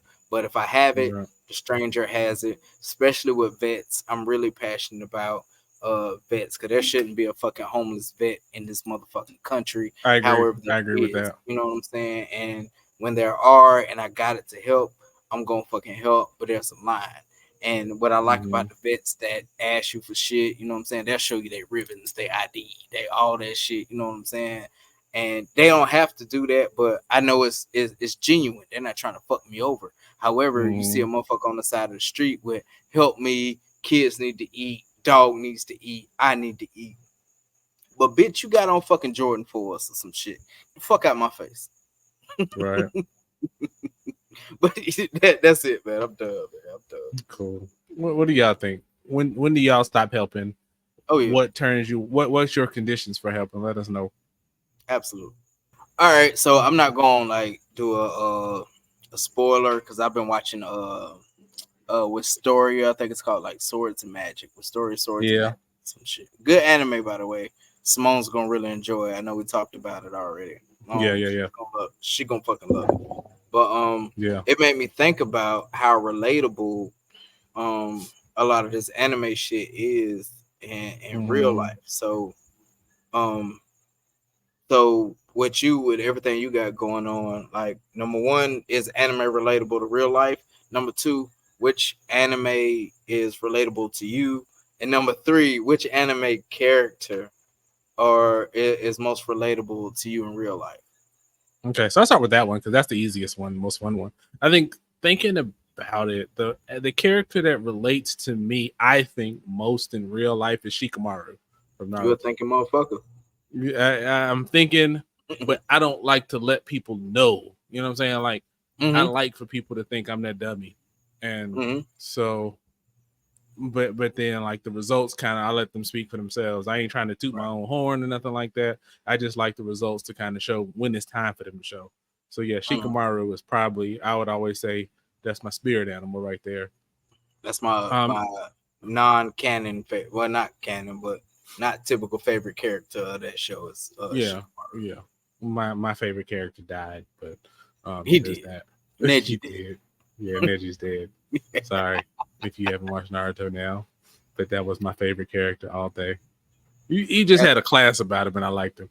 So, I mean, there's probably other ones if I think about it a little bit, but as far as like anime and applying to like real life, there's a video by a dude named FD Signifier, and he talked about like how young boys especially can learn a lot of positive things from anime protagonists, because a lot of times that theme in anime is, despite the odds, do the best you can with what you're given, work hard. I mean, you think about Asta, you think about Deku, you think about one of my favorite characters, Ippo from Fighting Spirit or Hajime no Ippo, depending on which version you know. And I mean, that's when it applies. That's the Like if you boxing don't, one, right? yeah, you posted a piece from that on Yeah. social media the other Facebook. day, and I was about to say, you know where that's from, right? And I was Mhm. like, I laughed a little bit. And I was like, if you don't watch that anime and want to go exercise and work out, like when I used to be like real fit back in the day, I remember. that was the anime that kicked it off. Like he was in there training. I would watch that shit and I'd be like, I'm gonna go get my run in too. I'm gonna go hit this gym, hit these weights. Respect. So I mean, it'll motivate you. It always gets you like to strive to be more than what you are and all that stuff. So I think that applies. But then there's another side of anime, a different side of anime, a darker side of anime where it applies. And there's an anime when you came up with this topic, the anime came to my mind and it's 86. You haven't seen it. You probably never watched this anime. It is become one of my favorite anime. It's not for everybody because it's a little, how do I put it? It's dark, but it's not, and it's a little slow, and it's got like mech in it to some degree, but it had like the way it was taught, and I've talked about it on here before. Like they called the people who I think were originally Japanese born 86. And they considered them less of a human. Sound familiar? And they put them on the front lines of this battle. And so the main society is oblivious to all of this. And like the news report that no human life was lost in this battle or whatever. And the way they frame it, because they don't consider 86 humans, they're dying left and right. But because it's none of the main people dying, because of that, they're framing it as no humans are dying. It's basically a war on paper and all of that stuff. And it's it's such a good anime, man. Like by the end, Kim was almost like, shit, hold on. Wait a minute. Yeah, I mean, it's good. Sisters. It's good. So I mean, I think it deals with like so many topics. Like if you watch Eminence and Shadow, I think you might have watched some of that. Like the second season of that, trying to watch. it is kind of the second season. I really like the first season.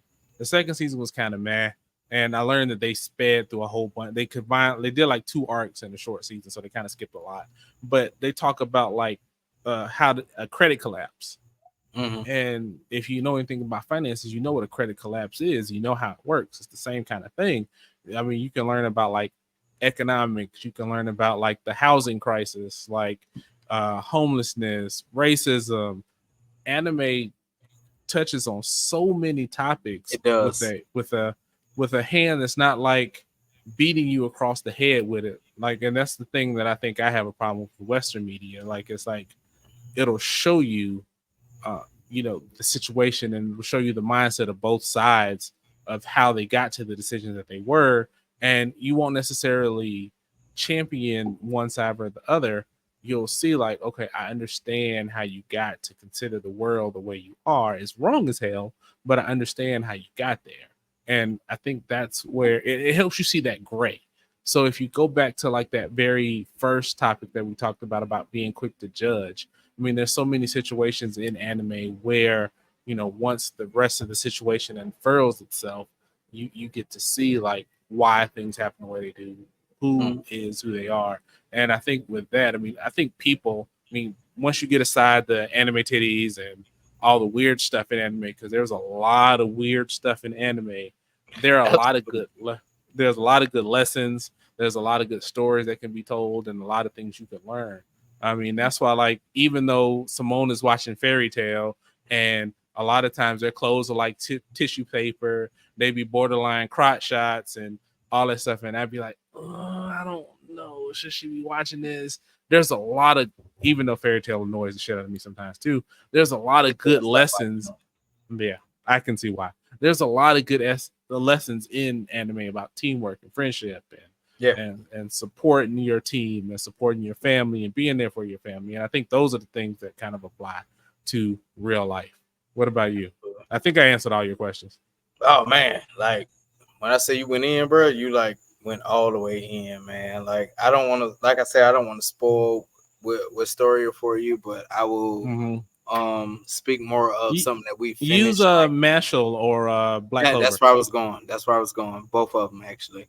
And what made me think about this topic watching Wistoria was thinking about Mash Slay, thinking about Naruto, thinking about um Black Clover, and it's always that discrimination because that certain person can't do anything that's typically acceptable in society, and to be that underdog. I've always felt like that underdog. I've always felt like I had to prove something any time of way, any type of way, even though they say I can't do it. That makes me want to fucking do it more. And that's what made me think about this topic, because in anime there's a lot of that. Like, you know what I'm saying? Mashley, if y'all haven't watched Mashley, it's a fucking world of people who can do fucking magic, and you got one person that can't do magic, but he still motherfucking crushes it.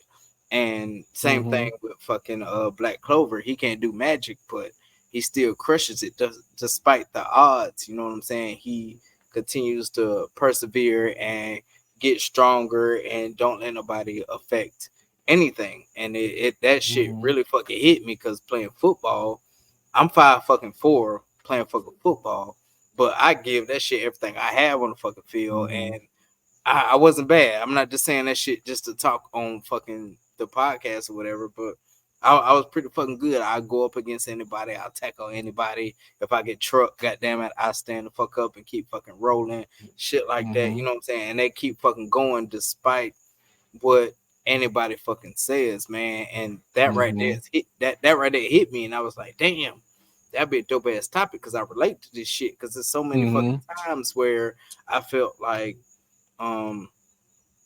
I was beneath somebody else. I mean, going even in a high school after you, it was I know you smart as fuck because Lamar is smart as fuck type shit. And I'm like, I gotta separate myself from it. I did it in a negative way, but the mentality was still the same. Even the army was the same. Oh, he ain't gonna make it. When I went to the fucking prison, it was, oh, he going to that dorm? Oh, hell no, they gonna chew his fucking ass up.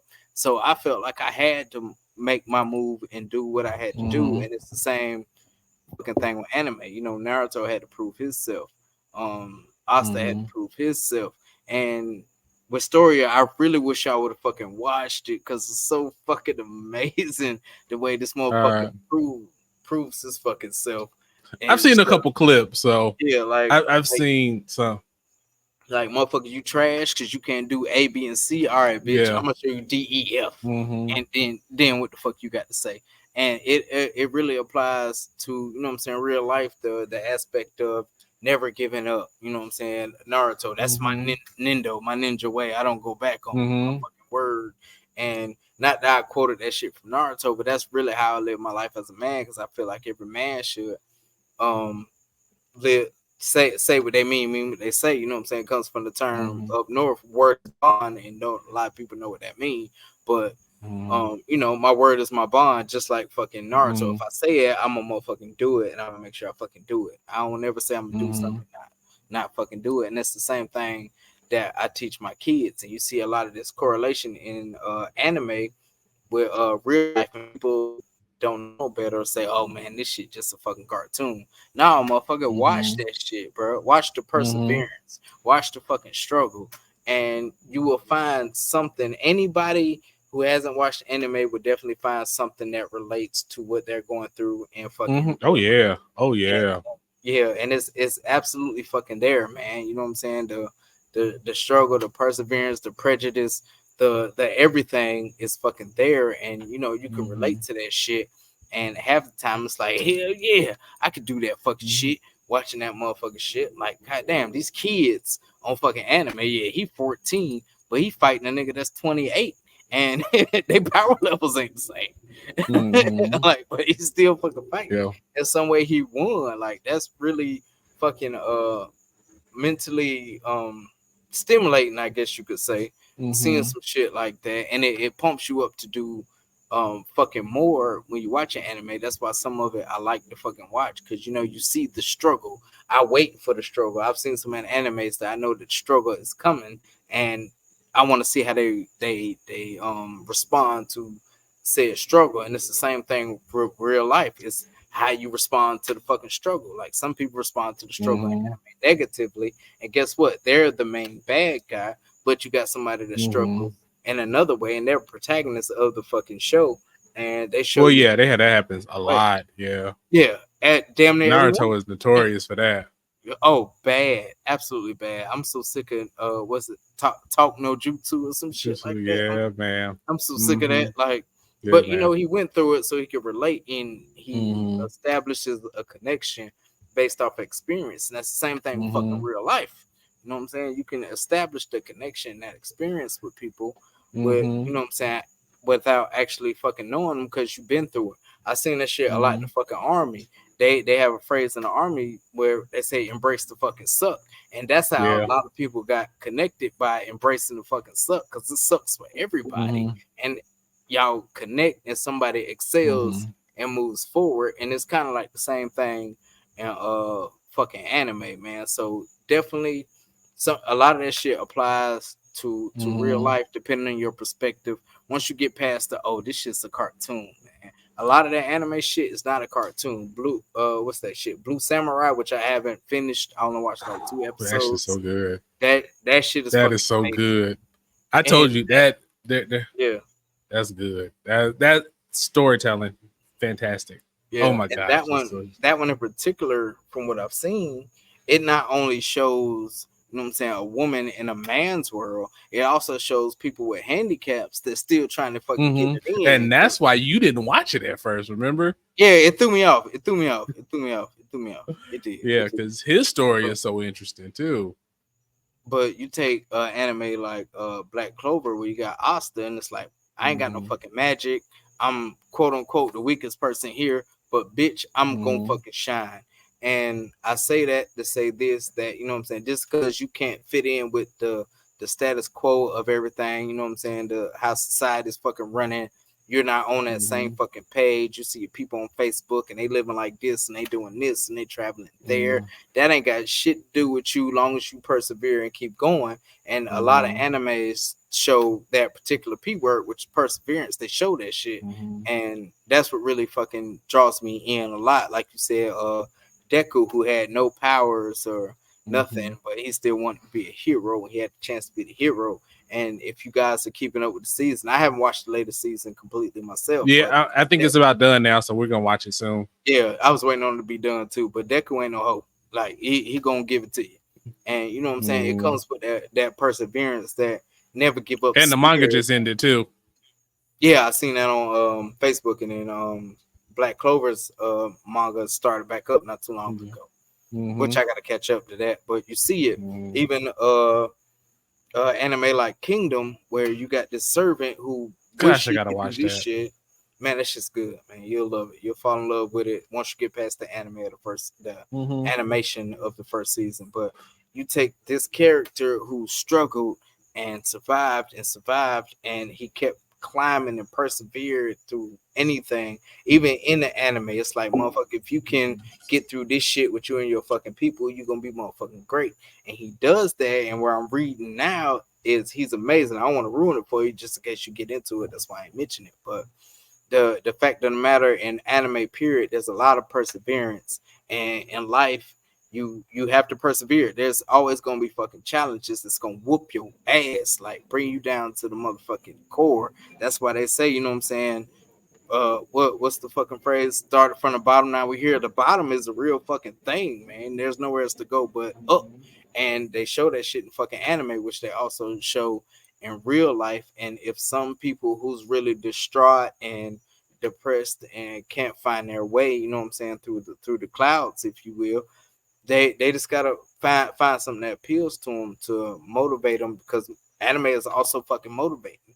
You take Naruto, for instance, you know what I'm saying, nobody gave a fuck about Naruto, but what he kept doing, he kept persevering, he kept pushing, he kept pushing until they was like, oh yeah, Naruto's really that fucking dude out here. Let's go ahead and put some respect on his name, man. You know what I'm saying? And that happens in fucking real life. You just gotta actually persevere, and it's a really great thing once you can connect anime to fucking real life, because it actually motivates you. It's like, okay, this 14-year-old kid on this fucking anime who's fighting 30-year-old fucking ninjas and whooping their motherfucking ass can fucking do it. God damn it. So the fuck can I?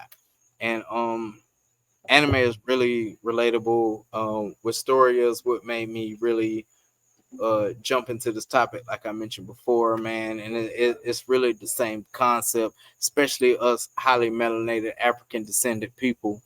We are always discriminated against. We're always fucking looked down upon. And you have some that ride the wave and get successful, and some that's fucking fight against the wave and do what they do. But all in all, us as the people in this country, and I know I'm going left real quick, we persevere, and there's a lot of that shit in fucking anime. Yeah. Once again, I changed the title again, but sorry, because I think that fits a little better. So one more thing too, and Naruto. I mean, a lot of people hate on Naruto, but Naruto is a gateway anime, if you will, for a lot of people. One thing, absolutely.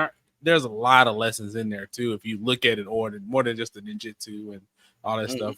Two things I want to talk about is one thing that Naruto shows is like a lot of times you're one person in your life to believe in you away from absolutely.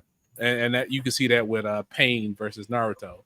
Yeah, in that fight, you can see the big difference of, if you had somebody in your corner and stayed in your corner, the difference in your life could make. I mean, and that's just like, growing up, the old heads that was like, hey, I see you doing something with yourself. Stay on that path. You're gonna be something. Don't be out here in these streets doing stupid shit. Yeah. Or one of my favorite. He's not my favorite character, but there's a lot. If you're looking for somebody who can teach you lessons, is Rock Lee in Naruto. He can't do genjutsu or ninjutsu, but he got them hands.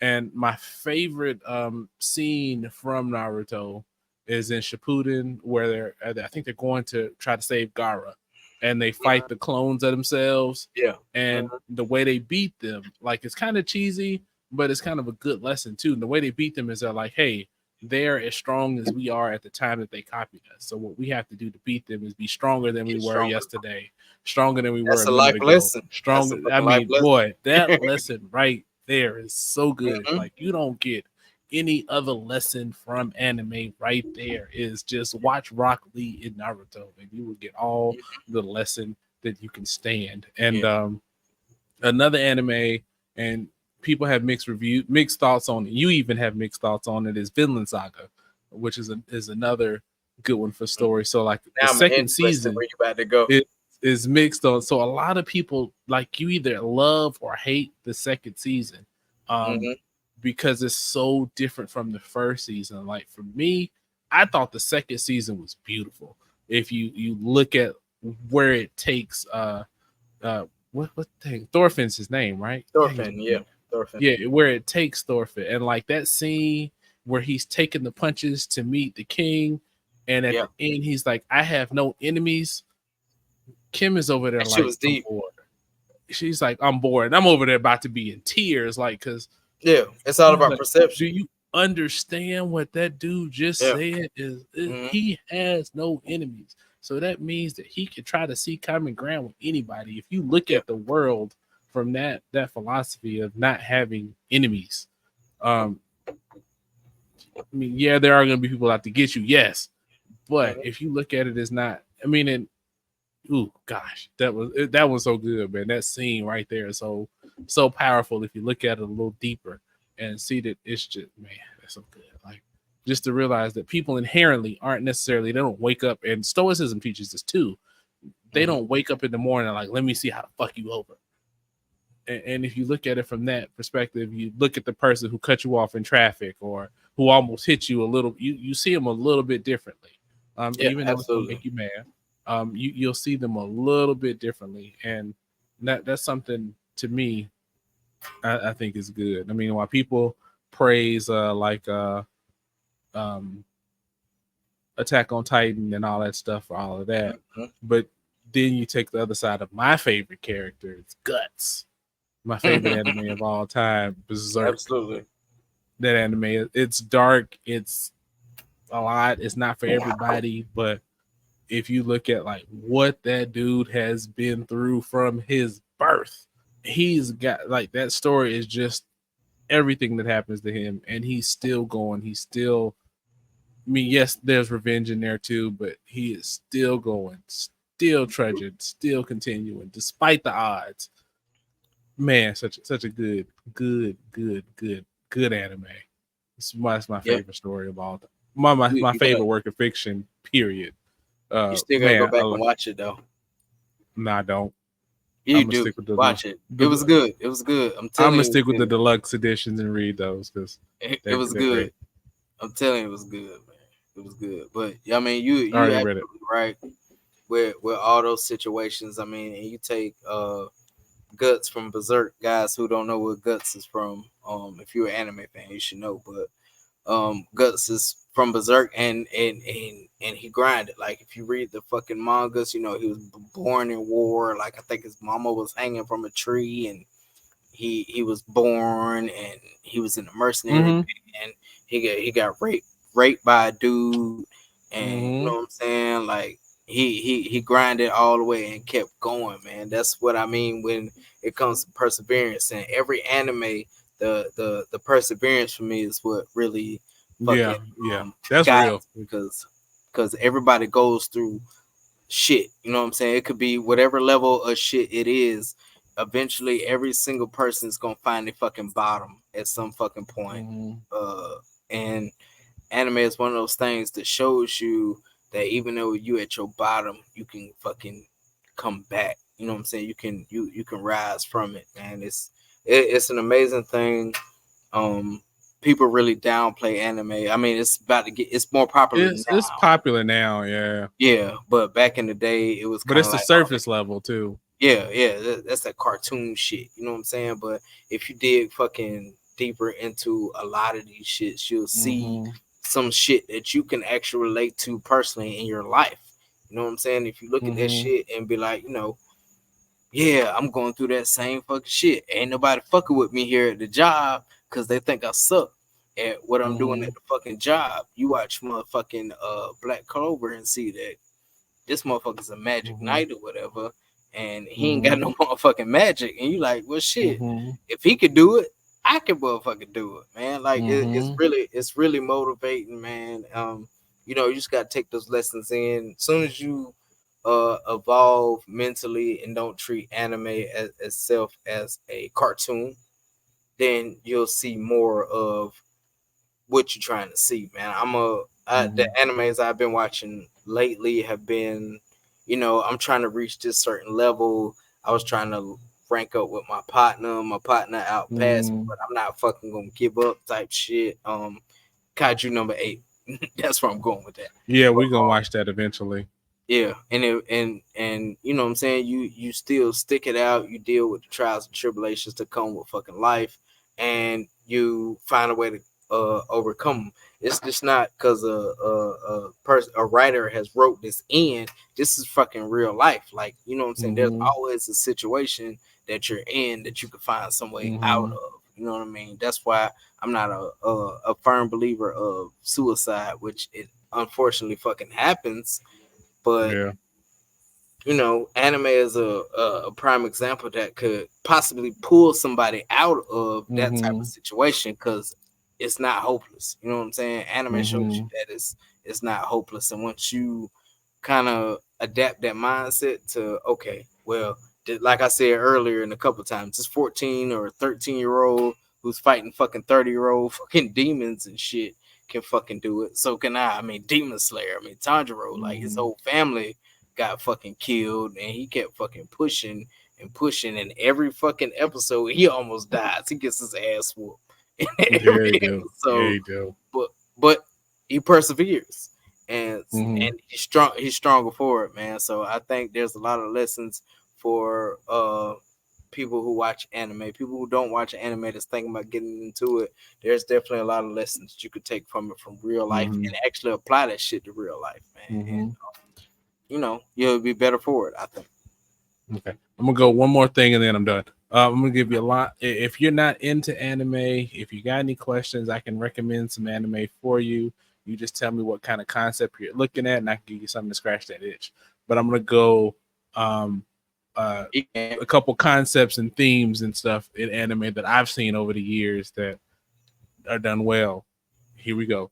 Morality, justice, child war, child labor, economics, perseverance. You said perseverance a lot of times. Patience, fitness. What else? Dang, did I say economics? I said economics and stuff like that. The justice system. Because I just thought about different animes to touch it. So like Death Note, Psychopaths, Control C, Eminence and Shadow to some degree. There's so many out there that cover such good themes. Yeah. And even if you just want like a good mystery or something like that, we just finished watching Undead Murder Farce. It's a little slow. It's not a lot of action. There's like one good fight per mini arc. I wouldn't watch that one. But it's so good. It's so good, man. You got like it brings in like Sherlock Holmes and Lupin or Arsene Lupin or Moriarty, and it brings in like vampires, and it brings in Frankenstein's monster. It is good. It was a little slow at first, but it's good. Yeah. So anime. Check it out. Another one. Sirius the Jaeger is another one you mentioned when it comes to I forgot about that. And fucking Lost. I don't know if you've seen that one, but that one was also, it's been a long time. You know what I'm saying? Really good. Like on a mental health level, anime could definitely fucking help you. It really can, man. Like that shit. Some of that shit's so motivating. It'll be like 1 a.m. and I finish a fucking anime or some shit like that, and I feel like I gotta go do something. I gotta go be greater than I was. Like it's a phrase I use. I used it to my soldiers. I can't remember if I told my kids this shit. I probably did, but like you said, Rock Lee. I always tell my kids, be better than you were yesterday. And that came from Rock Lee, and that's some real shit. Like when I was down and out about a Wednesday, I end my Wednesday. I'm like, all right, what the fuck can I do better Thursday than I did fucking Wednesday? And I know it rhymed, but fuck y'all, I don't rap no more. But I figure out what I could do with anime. You know what I'm saying? Like I look at the anime and like, yeah, all right, cool. Let's push how they push. Let's move kind of how they move. Let's have a mindset of how they have that mindset. And you know what I'm saying? You might excel from it. Like a lot of that shit, it's just a show. It's just for entertainment. But a lot of that shit, if you really dig into what you're watching, you'll see some relations to real life compared to anime, because a lot of them based off of real shit, minus the, like you said, anime titties, because some of them shits be just fucking ridiculous, man. It's just like right. Like really. Yeah, I was gonna say a couple. Mortality, Frieren. If you hadn't watched Frieren, Frieren's in my Frieren is actually. Frieren's a man. That's probably one of the best anime this year.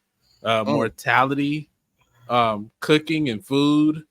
Oh man, eating healthy, eating good food. Man, like anime makes food look so good. They do that. Yeah. Like I wanted ramen in Naruto until we went to a ramen place, and I was like, man, this shit trash. I don't like this. Oh man, ramen is fire if you go to the best good spots, man. We didn't have some fire ramen. Yeah. I bet. All right, man. Before we go on for like another couple hours, because we could keep going. I could talk anime because I love lessons in anime, man. Yes, sir. So yes, sir. All right, man. So how are your accessories, or how were your accessories? Because we've been going for a minute. We have, man. I mean, it was great. Like I said, the cigar put out some hints of pineapple in my drink. Like every time I pair a cigar with the Pau Maui or whatever the fuck it's called, I get a different fucking taste every time from the liquor. So that's real cool to me. Like I really like it for that fact alone. The Man of War was the Man of War. Shout out to bro. Appreciate you again, man.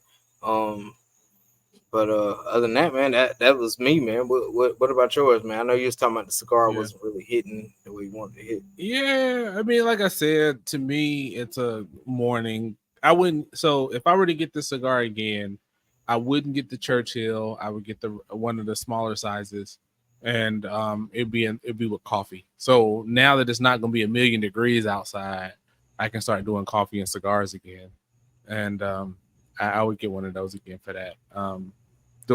The whiskey is good. I don't usually like wheat whiskeys, but this one's pretty good.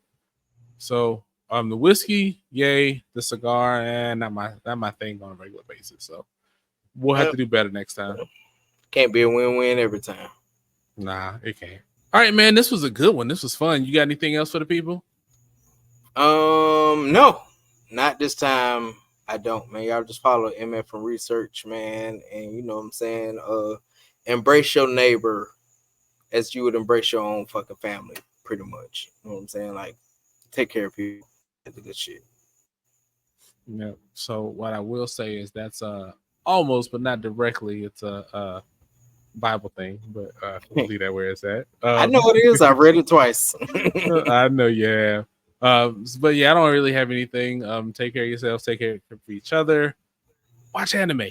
Watch good anime. And we can recommend some for you. So yeah, we'll definitely do that. So with that, that's it. This is episode 124 in the books. Tell KC to not drop Melanin Warriors. And as always, we out. It's coming. We out.